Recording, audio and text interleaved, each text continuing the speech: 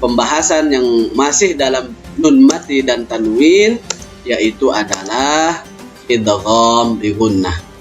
Hadirin yang dirahmati Allah, mari kita tengok seperti apa hukum bacaan yang terjadi dan bagaimana bentuk pertemuannya apabila ada nun mati jumpa dengan idgham bi gunnah. Baik. Apabila bentuk pertemuannya, bagaimana proses terjadinya? Apabila ada nun mati, nah ini dia nun mati dia nih. Mana nama sekali lah keluar. Nun mati ini atau nun sukun. Atau kalau tidak nun sukun, maka yang akan kita temukan salah satu dari tanda tanwin bertemu dengan salah satu huruf idgham bi gunnah, yaitu mim, nun, waw, ya. Minum dulu. Minum dulu. Senyum dulu, dan selalu zikir dan istighfar. Baik, kita lanjutkan. Apabila ada nun mati atau tanwin atau salah satu tanwin ini berjumpa dengan salah satu huruf-huruf idgham, maka hukum bacanya idgham bi gunnah. Baik. Yang kedua, kita lihat bentuk pertemuannya atau proses terjadinya sehingga hukum bacaan diketahui dengan nama idgham bi gunnah. Yang pertama, kita ambil baris dua atas. Baris dua atas jumpa dengan huruf wa. Ini dia nih huruf wa. Kita ambil huruf wa. Contoh dalam kalimat alladzi jama'a malan wa 'addada. Alladzi jama'a malan wa 'addada. Lam wa fathatain, ini dia. Jumpa dengan huruf wa, ini dia. Siapa huruf wa? Salah satu huruf idgham bi gunnah. Maka di sini dibaca mendengung. Malau wa, dengungannya itu sendiri dua ketukan atau dua harokat atau satu alif, semua arti dia sama.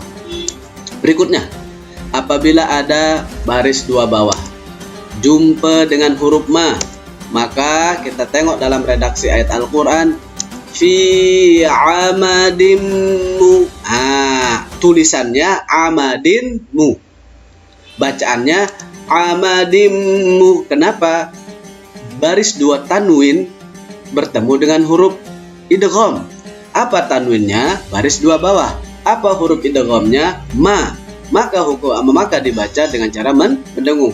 Amadimmu maddadah. Tayyib, kita lanjut. Contoh, baris dua atas jumpa dengan huruf wa lagi. Contoh dalam ayat Al-Quran, alladzi at'amahum min ju'in wa amanahum min khawf. Saya ulangi, alladzi at'amahum min ju'in wa amanahum min khawf.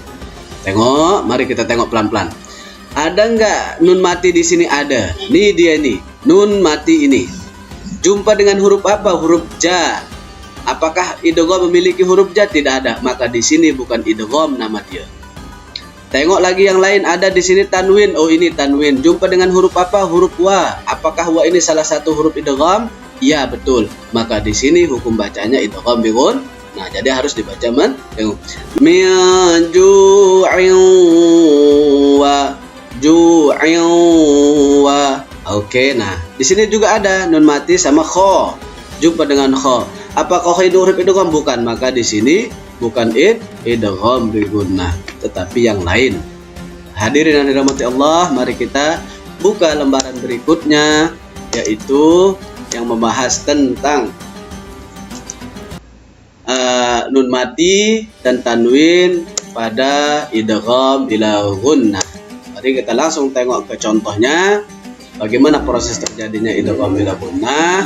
Apabila ada nun mati atau nun sukun atau tanwin, domatain, kasratain atau fathatain, atau dua bawah, dua atas, dua domah, salah satu dari mereka ini jumpa dengan salah satu dari huruf yang dua ini, lam sama ro atau la ro, maka hukum bacanya idgham bi gunnah. Mari kita tengok bentuk pertemuan pertemuan mereka di dalam Al-Quran, sehingga terjadilah hubungan yang disebut dengan istilah idgham bila gunnah.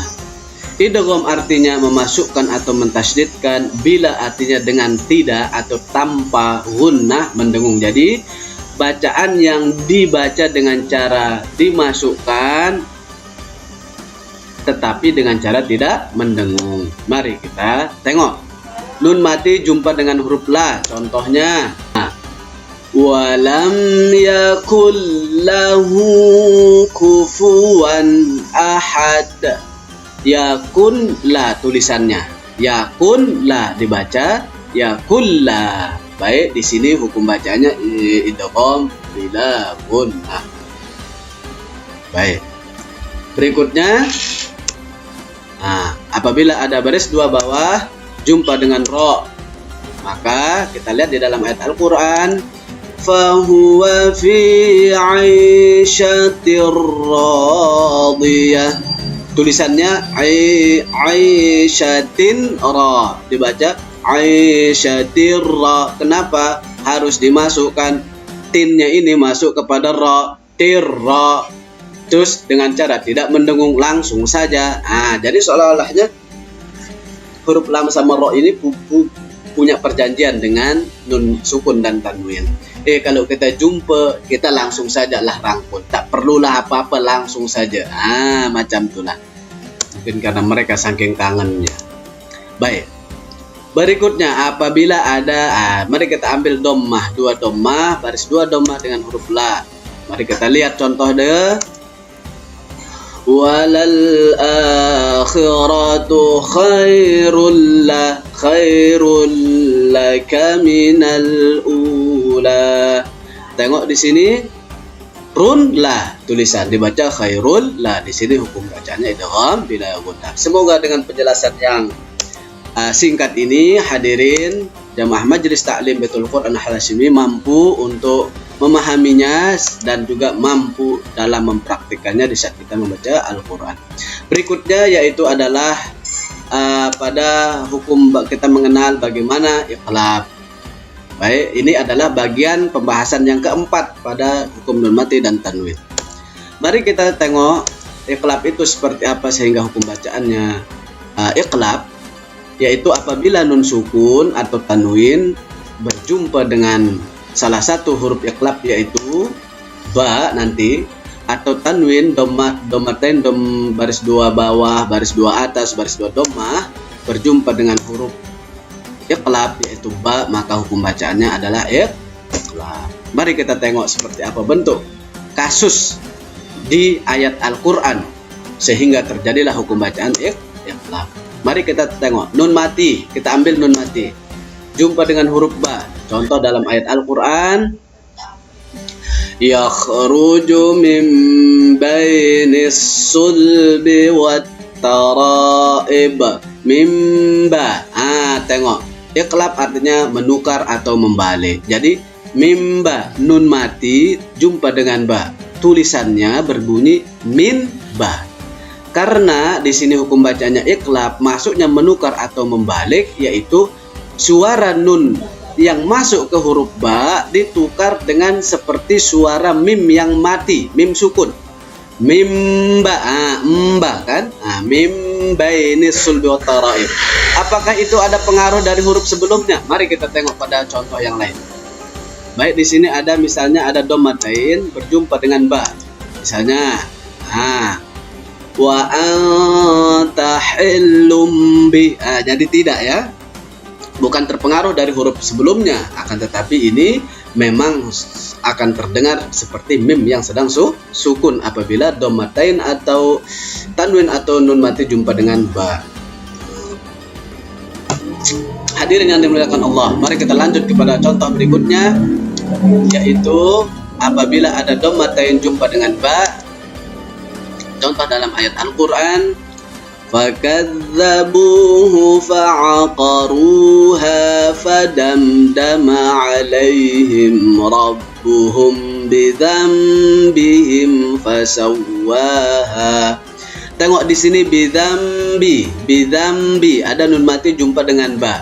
Maka di sini hukum bacaannya iqlab bidzambihim fasawwaha